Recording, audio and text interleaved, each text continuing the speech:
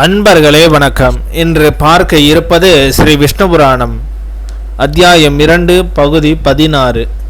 நிதாகரம் ஜடபரதர் முக்தி அடைதல். ஜடபரதர் சங்வி ராஜனுக்கு சொன்னார், அரசே, மறுபடியும் 1000 ஆண்டுகள் கழிந்த பின்பும் ருபமுனிவர் தனது சீடர்களுக்கு ஞானோபதேசம் செய்ய நினைத்து அந்த நகரத்திற்கு சென்றார். அப்போது அரசன் தனது பரிவாரங்களுடன் பட்டின பிரவேசம் செய்து கொண்டிருந்தான். அப்போது நிதாகர் தர்பை பொருட்களை சேகரித்து கொண்டு வந்தார். தனக்கு தீட்டப்பட்டு விடுமென்று நினைத்து தூரத்தில் நின்றார். பசியானால் மெலிந்த நிதாகரை கண்ட ருபமுனிவர், ஏன் தனியே தூர நிற்கிறீர் என்று கேட்டார். அதற்கு நிதாகர், அரசனோடு ஏராளமான மக்கள் செல்வதால் உள்ளே செல்ல முடியவில்லை என்றார். ஐயனே, அரசன் யார், மக்கள் யார் என்று எனக்கு தெரியவில்லை. நீர் அதை தெரிந்ததாக சொல்கிறீர். எனக்கும் அதை தெரியும்படி செய்யுங்கள் என்றார். அதோ பாருங்கள், பெரிய மலைச்சிகரம் போல மிக பெரியதாக இருக்கும் யானையின் மேல் ஏறிக்கொண்டு பிரகாசிக்கின்றானே, அவன்தான் அரசன். அவன் சுற்றி நிற்போர் பரிவாரங்கள் என்றார். அதற்கு ருபமுனிவர், ஐயா, நீர் அரசர் என்றும் யானை என்றும் வேறுபட்டு இருக்க பொருட்களை ஒரே முறையில் சொன்னீர். ஆனால் எனக்கு அவற்றில் பேதம் தெரியவில்லை. அதனால் அதை விவரமாக சொல்லும் என்றார். கீழே இருப்பது யானை, அதன் மேல் இருப்பது அரசன், இது தெரியுதா என்று கேட்டார் நிதாகர்.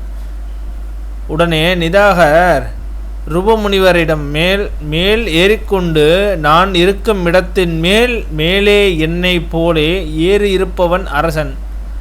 நீர் இருக்கும் இடம்தான் கீழ். உம்மை போல கீழ் சுமந்து கொண்டிருப்பது யானை என்று அறிந்து கொள்ளுங்கள். அதை விளக்குவதற்காகத்தான் மீது ஏறியிருந்து காண்பித்தேன் என்றார் நிதாகர்.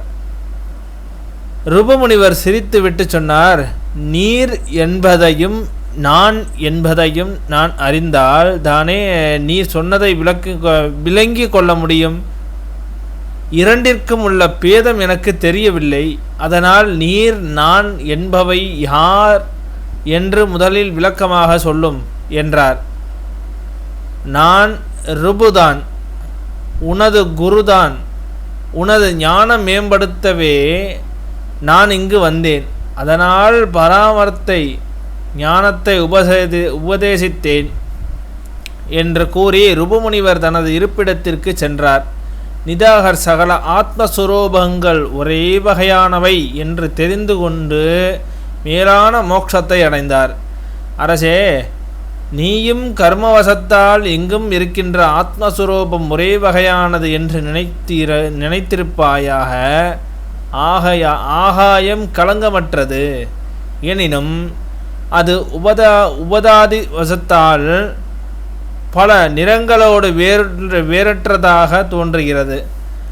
அதுபோலே ஒரு வகையான ஆத்மஸ்வரூபம் அஞ்ஞானிகளுக்கு வெவ்வேறாக தோற்றமளிக்கிறது. இதை சுருக்கமாக சொன்னால், எல்லா பொருள்களும் மகா நாராயணருடைய சுரூபம். அவனுக்கு வேறேதோ மேலானதோ எதுவும் இல்லை. நானும் நீயும் அவனது சுரூபம். அப்படிதான் அனைத்தும் உள்ளன. அதனால் எல்லாம் வேறு வேறு என்ற வேத புத்தி விட்டுவிடு என்று ஜடபரதர் கூறினார். அதை கேட்ட அரசன் சுத்த ஞானியானான். ஜடபரதர் யோகியும் ஞான யோகமடைந்து அந்த பிறவியை மோட்சமடைந்தார். இந்த மேலான யோகியான ஜடபரதனின் சரித்திரத்தை எவன் ஒருவன் சொல்கிறானோ, எவன் பக்தியுடன் கேட்கிறானோ, அவன் சுத்தமான ஞானமடைந்து மோட்சமடைவான். இதன் தொடர்ச்சியை அடுத்த பகுதியில் பார்ப்போம்.